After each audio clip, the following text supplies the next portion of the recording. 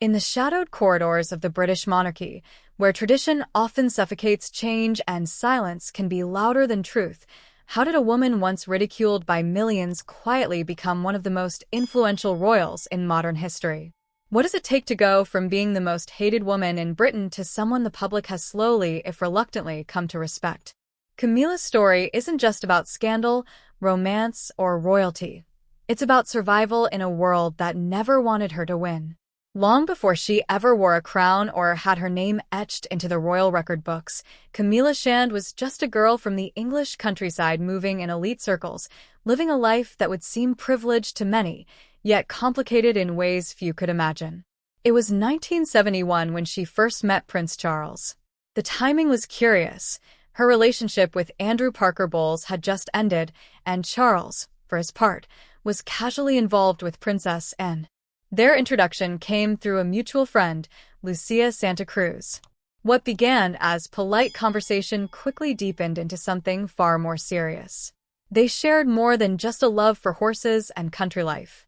They shared space, at polo matches in Windsor, elegant parties in Berkeley Square, and even with each other's families. There was something between them that felt natural, maybe even inevitable. But royal romance isn't like the love most people know. In early 1973, Charles left to serve in the Royal Navy, and just like that, their love story stalled. Some say he wasn't ready to commit. Others believe that powerful figures, like Lord Mountbatten, pushed him toward duty over emotion. Whispers also pointed to Queen Elizabeth, the Queen Mother, who allegedly disapproved of Camilla altogether. And some insiders believed Camilla still held feelings for Andrew Parker Bowles, despite their breakup. Whatever the reason, the relationship ended with no public drama, just an unspoken understanding that love alone wasn't enough. Charles and Camilla didn't become strangers. They remained in contact, occasionally seen together within their private, social world. And then in 1979, when Lord Mountbatten was assassinated, Charles, devastated and emotionally shattered, leaned on Camilla once again. Their connection, once quiet and distant, was now rekindled. By 1980, those close to both families knew Charles and Camilla were once again a couple. But by that point, Camilla was married to Andrew Parker Bowles. That didn't seem to stop anything. Andrew, too, was having affairs, and insiders say he didn't seem bothered by Camilla's closeness with a future king. But just when it seemed their relationship might stabilize, Charles shifted public focus by courting Lady Diana Spencer. In 1981, he married her in a wedding watched by the entire world. For a while, Camilla faded into the background. She was there, but quietly.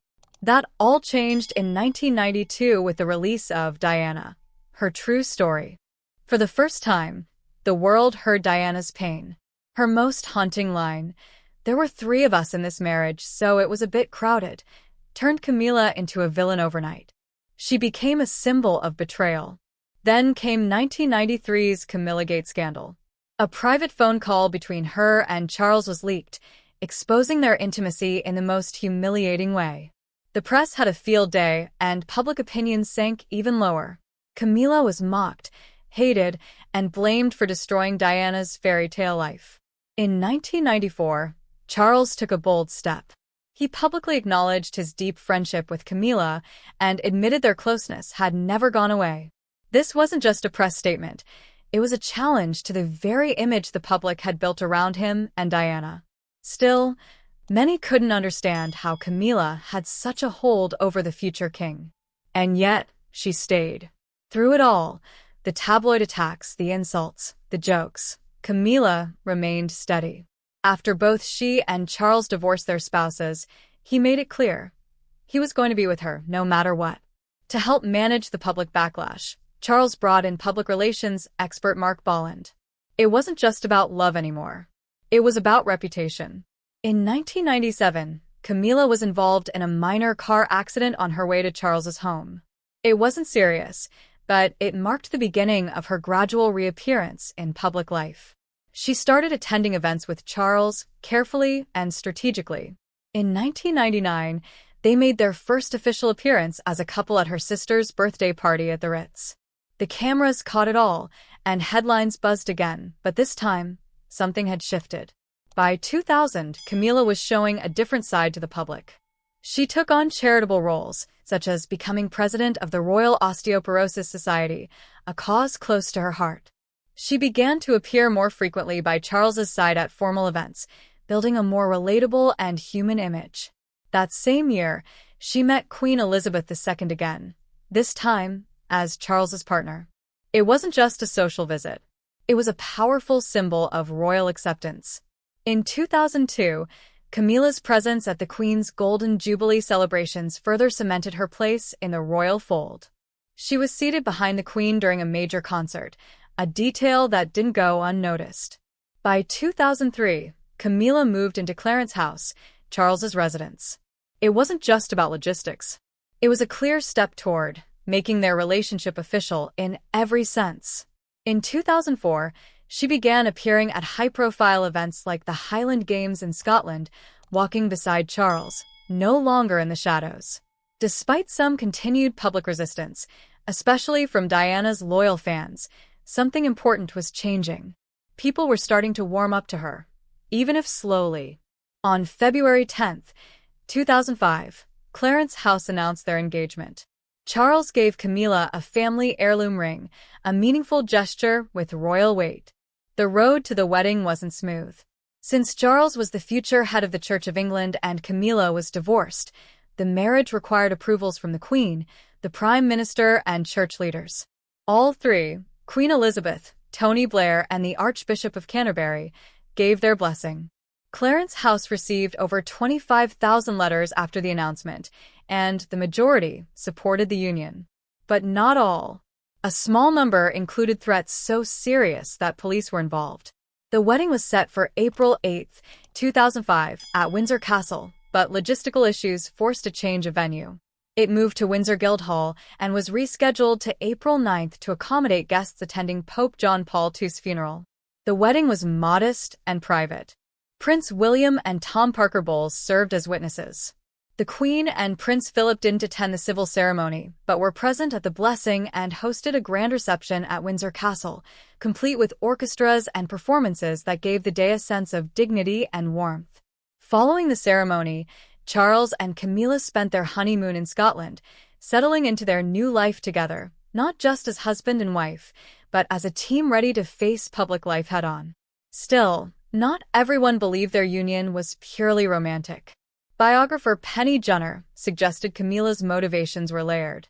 Beyond love, there was a sense of reclaiming power after years of emotional pain. Camilla had suffered deeply from Andrew Parker Bowles's infidelities and his closeness to Princess Anne.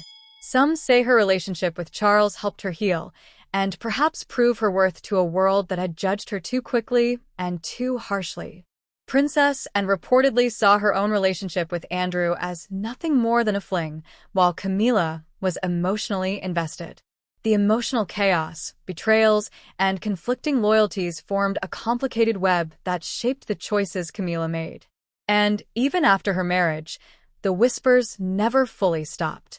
Following Princess Diana's tragic death in 1997, wild conspiracy theories flooded the tabloids, some even accusing Camilla of involvement, despite zero evidence.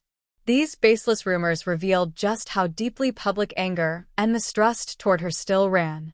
But through all the darkness and doubt, Camilla didn't retreat. She showed up. She worked. She endured. Over the years, she went from being despised to being respected. In 2023, The Independent named her the most influential woman of the year, and she earned the same title again in 2024 and 2025. That kind of turnaround is rare, especially in the rigid world of monarchy. It didn't happen overnight. It happened because she stayed, steadfast, patient, and unshaken, even when the world told her she didn't belong. Camilla's journey is a reminder that public opinion is never set in stone. People can change their minds.